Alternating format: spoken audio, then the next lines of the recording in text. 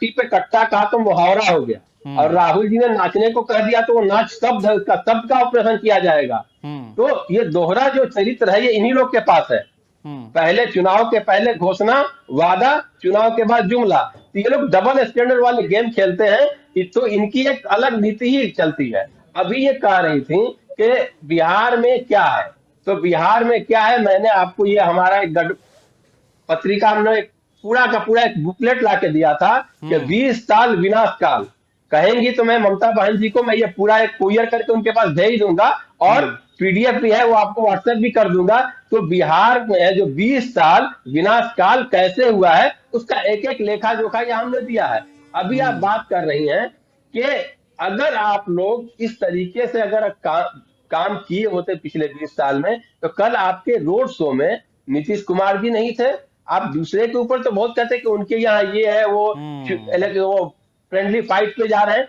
आपके यहाँ ऐसा है कि आपके बिहार के नेताओं में इतनी हिम्मत नहीं रही कि मैनिफेस्टो के साथ साथ एक अपना रिपोर्ट कार्ड भी जारी करते। रिपोर्ट कार्ड छोड़ दीजिए, मैनिफेस्टो लाने की हिम्मत नहीं रही। 26 सेकंड नहीं बल्कि 6 सेकंड का था, मैं उसको 26 सेकंड कहता हूँ। 26 सेकंड में फोटो सेशन करा के जिस तरीके से इस राज्य के मुख्यमंत्री आदरणीय नीतीश कुमार जी को बीजेपी घेराबंदी करके लाई और घेराबंदी करके ले गई, ये नीतीश जी का अपमान है और बिहार का अपमान है कि एक मुख्यमंत्री जी को इन्होंने प्रेस कॉन्फ्रेंस में एक लाइन तक बोलने नहीं दिया, क्योंकि इनको डर है कि नीतीश जी जब बोलेंगे तो इनकी ही पोल खोलेंगे।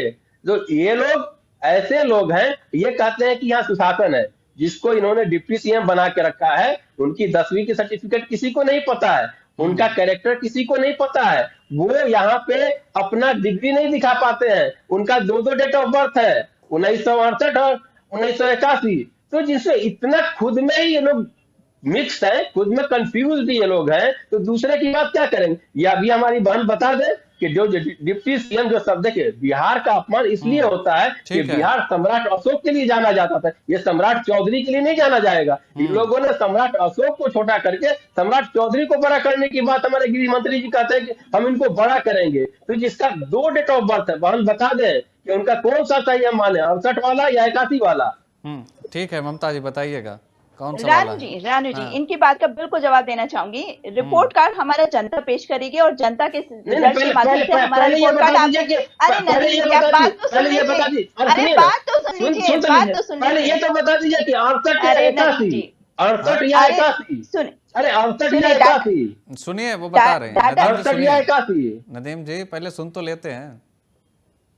नदीम जी, मैंने इससे पहले याद किया 2-3 दिन पहले हुए हम डिबेट पर बैठे थे, तब आपने कहा था कि देखिए नाइट टाइम इल्यूमिनेशन की बात करिए, बताऊं दोबारा नहीं बताऊं, बिहार का अंधेरा हमने दूर किया है।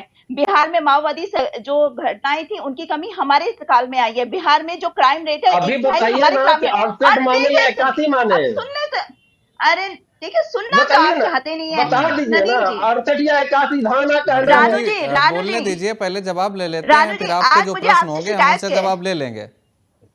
रानू जी, आपने कभी क्लास में देखा है, मैं आज ना थोड़ा सा आपके लिए भी एक चीज कहना चाहूंगी। क्लास में क्या होता है, कुछ बैक बेंचर्स होते हैं, जब भी कोई बात होनी शुरू हो या उन्हें लगता है तो उन्हें हल्ला मचना शुरू हो जाता है, चाहे टीचर कितना भी टोकता रहे। तो नदीम जी का आपसे ये कहूंगी कि लगता है बैक बेंचर आप रही हैं, बहुत अच्छी तरीके से परिभाषा आपको मालूम है, आप बैक बेंचर रही हैं लगता है। कोई भी आप लोग आपस में पर्सनल टिप्पणी मत करिएगा, राजनीतिक मुद्दा है, राजनीति पर ही रहिएगा। ममता जी जवाब दीजिए, आते हैं नदीम जी आपके बाद।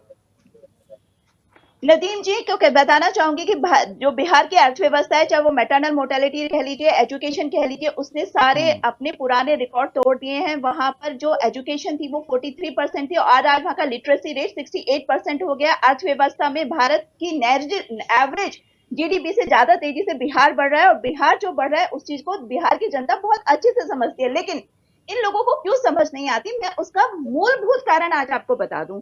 क्योंकि इनके गांधी परिवार की प्रॉपर्टी क्यों नहीं बढ़ी, इनके राजेडी परिवार, लालू परिवार की प्रॉपर्टी क्यों नहीं बढ़ी।